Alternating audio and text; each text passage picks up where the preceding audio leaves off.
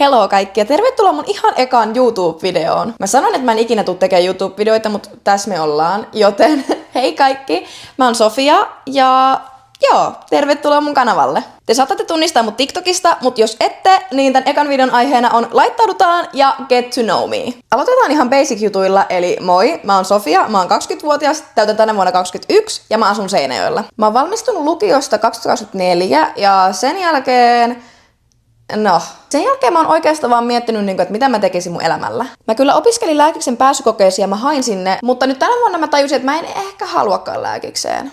Joo. Sen jälkeen, eli tässä pari kuukautta sitten, mä päätin, että mä haluankin oikeikseen. En mä halua. Musta tuntuu, että mä joudun nyt oikeasti vaan myöntää itselleni, että mä haluan tehdä somea työkseni. It is what it is. Pitää tavoitella unelmia. Mutta joo, tällä hetkellä mä oon siis aika hukassa senkaan, että mitä mä teen elämälläni. Tai niinku mitä mä teen isona. Tällä hetkellä mä oon siis vaatekaupassa töissä ja sit mä teen tätä somea ja siis mä rakastan niinku 100% mun molempia töitä. Somea mä teen siis pääasiassa TikTokkiin ja se on ollut mulle jotenkin paljon helpompi alusta aloittaa some. Totta puhuen, mua vähän jännitti tää tupen aloittaminen, mut tässä mä oon. Mulla on ollut siis TikTok ihan siitä asti, kun se oli vielä musikally, ja mä oon tehnyt sinne siis videoita vuodesta 2018 asti. Ne ei oo enää näkyvillä, turha etsiä. Mut joo, se on ollut aina sellainen, mitä mä oon niinku tykännyt tehdä. Mä tykkään olla esillä, mä tykkään esiintyä, ja niinku tälleen, mitä mä nyt tässä teen. TikTokin puolella mä postaan tosi paljon esim. Meikkivideoita, arvosteluja, jotain random videoita, tanssivideoita, salivideoita.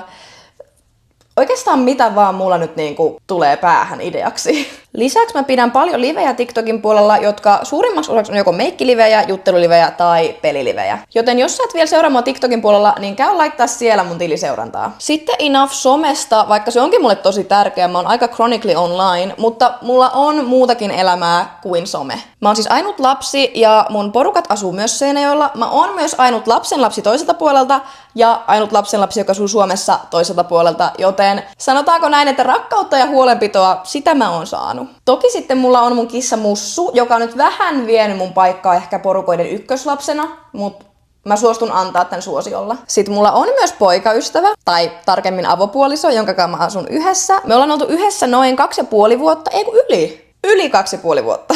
Mut joo, käytän siis vapaa-aikani tosi pitkälti, että mä hengaan hänen kanssa ja sit kavereiden kanssa pitkälti hengataan myös. Meillä on tosi paljon samoja kavereita, joten sit meillä on semmonen yksi iso kaveriporukka. Mä oon harrastanut tanssia 13 vuotta, joten mä tykkään tanssia. Mä kuuntelen musiikkia ihan super paljon ja mä selaan TikTokia ihan liian paljon. Ja sit mä käyn salilla ja siitä on tullut mulle nyt semmonen juttu, että mä oikeasti tykkään ihan super paljon. Kun sen edistyksen rupeaa näkemään, niin sit tulee vaan jotenkin semmonen, että mä haluan mennä taas salille. Sit mä meen taas salille ja sit mä oon taas siellä ja sit mä haluan taas sinne, kun mä lähden sieltä.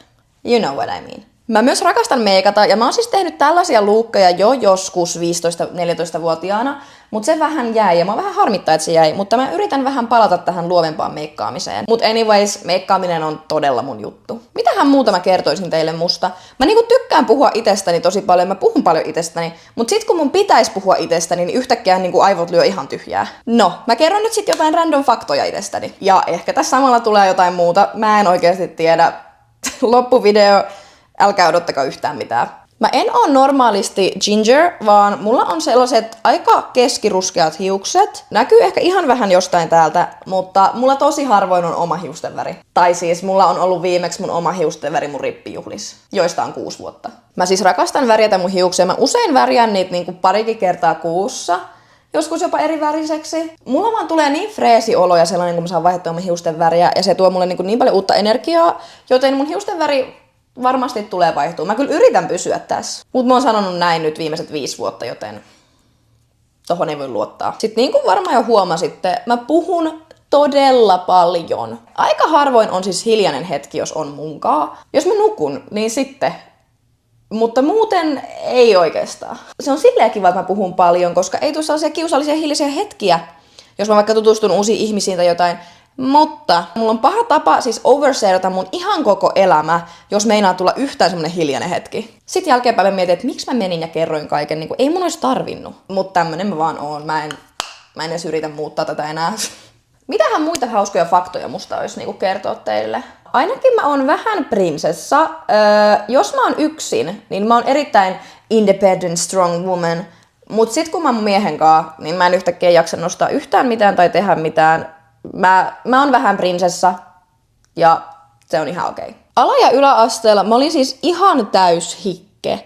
Ja se ei ole huono asia, jos on hikke. Se on todella hyvä. Paitsi kun sä rupeat olemaan aivan paineissa siitä, että sä unohdit lukea uskonnon lukuläksyn. Been there, done that. Mä olin aivan paniikissa, kun mä tajusin koulussa, että mä en ole lukenut tätä kappaletta. Niin kuin hyvä, ettei ollut itku tulossa. Joten jos säkin oot paniikissa siitä, että sulle jää ekaa kertaa lukuläksy lukematta nelosluokalla, niin chillaa vähän. Tää on ihan rakkaudella vinkki. Mutta joo, ala- ja yläasteella mä siis vedin ihan hulluja numeroita. Mun yläasteen keskiarvo oli 9,98 päätötodistuksessa. Ihan tyhmää, ihan hullua. Miksi on tehnyt noin? En tiedä. Mut sainpahan sen 100 euron stipendin, mutta nyt kun miettii, ei vörtti. Ei yhtään vörtti. Lukiossa sitten mä vähän chillasin ja mulla edelleen meni hyvin, mutta mä en vaan panostanut turhiin aineisiin, eli periaatteessa aineisiin, mitä mä en kirjoittanut. Mutta sanotaanko nyt silti näin, että oisin mä voinut ehkä enemmänkin opiskella silti lukiossa.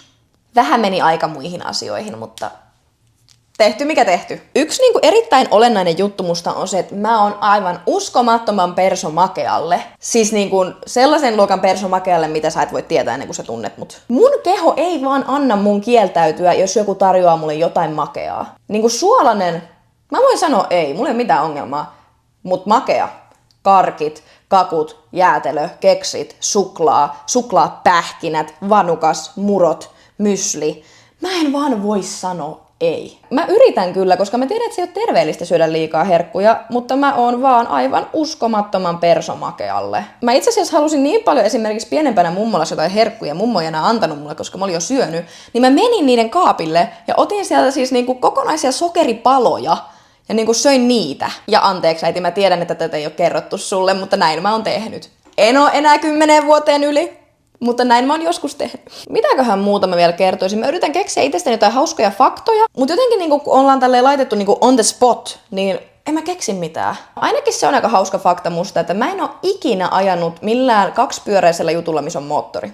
En ikinä.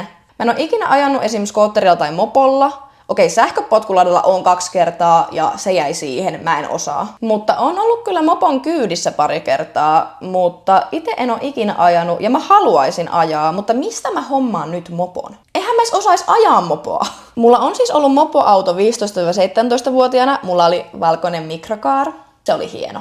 Ja sitten 17-vuotiaana mä sain ajokortin poikkeusluvalla ja siitä lähtien mulla on ollut mun Mersu. Senkaan on vähän semmonen viharakkaussuhde, koska hän ei ole toiminut ihan parhaalla mahdollisella tavalla. Mutta se kulkee eteen ja taaksepäin, niin mä oon ihan sujut. Mä myös luulin yhdessä kohtaa, että mä haluan mennä autoalalle ja ruveta tekemään autojen kanssa juttuja, mutta mä tajusin aika nopsaa, että mä en tiedä mikä vaihe tää oli. Mutta ei todellakaan. Mä en tiedä, onko tää sit hauska fakta, mutta fakta kuitenkin on. Mutta mä oon 25% intialainen. Ja I know, mä en näytä siltä sitten tipan tippaa. Mä oon niin kalpea oikeasti kuin kalkkilaivan kapteeni. Jos sä laitat tähän mun viereen A4 niin, että mulla ei ole meikkiä, niin mä oon samanvärinen. No can do. Mutta joo, mun isoisä on siis Intiasta kotoisin. Hän muutti eka Lontooseen ja sit Suomeen opiskeluiden ja töiden perässä. Sitten hän rakastui mun iskän äitiin. Sitten oli iskä ja mun iskä on siis puoliksi intialainen ja sitten minä olen se jäännös, mikä siitä jää. Mä en oo itse ikinä siis käynyt Intiassa, mutta mä tykkäisin tosi luja käydä siellä ja siis mä rakastan matkustaa. Mutta tässä on vain yksi pieni ongelma, nimittäin se, että mä pelkään lentämistä pahasti. Mä yritän totuttaa itteeni siihen, että mä silti lennän ja kaikki on ihan hyvin. Mutta kun ihmistä pelottaa, niin ihmistä pelottaa. Mä en voi sille mitään. Kun pelottaa, niin pelottaa. Ja muahan pelottaa ja lujaa. Mutta on siis kyllä reissannut silti ihan reilustikin ikäisekseni. Ja on tosi iloinen siitä, että kyllä se lentäminen aina on sellainen syvä henkäys ja pienet itkut. Mutta ainakin tähän asti niistä kaikista ollaan selvitty. Mutta siis mä oon muutenkin sellainen, että mä kyllä pelkään oikeasti ihan kaikkea. Mä pelkään bakteereita, mä pelkään autoilua, mä pelkään junailua, laivailua, lentämistä, hämähäkkiä, korkeita paikkoja, ahtaita paikkoja. Oikeastaan ihan kaikkea. Mutta tärkeintä on se, että mä en anna niiden vaikuttaa ollenkaan oikeastaan mun elämiseen. Paitsi hämähäkit. Hämähäkit on toki eri asia, niiden kanssa mä en ala. Mulla tulee itku, jos mä oon yhtään lähellä hämähäkkiä, ja se ei oo kivaa. Mä keksin uuden random faktan musta, eli siis mulla on ollut mun koko elämän pitkät hiukset, paitsi joskus taaperona. Mutta koko elämän pitkät hiukset aika lailla vyötärölle asti, ehkä vähän jopa pidemmät. Mutta viime talvena mä repäsin ja leikkasin ne tähän. Mutta se fun fact on siis se, että mulla on edelleen mun hiustupsu tuolla mun kaapissa. Jep. Mä en oo pystynyt luopua siitä. Mulla on jonkun sortin kiintymys siihen mun hiustupsuun. Ja se on tuolla kaapissa.